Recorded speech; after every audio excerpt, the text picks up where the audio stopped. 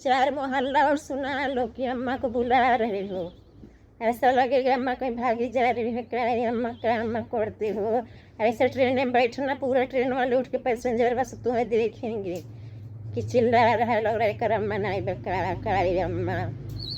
और क्या चिल्ला रहे हो, क्या बात है बताओ। अम्मा थोड़ा पैसा ऐसा रखे हो। कौन है खातिर?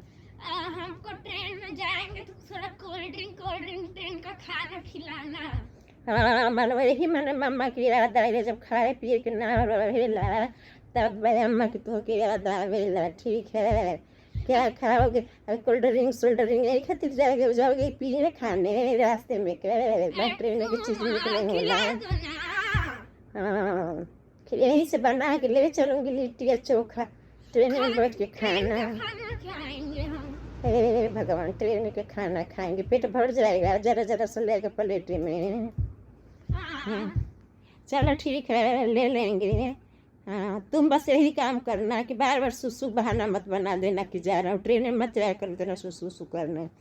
बाद निकल जाएगा, फिर सब बैठे रहेंगे तो भी सब बदबू नाक पाँव रख के बैठेंगे मुँह पे, कौन पाद रहा है। इस पर कंट्रोल कर लेना, क्योंकि बाहर की चीज़ खाते हो तो पादते बहुत हो। यही आदत तुम्हारा खराब है मोहन बस।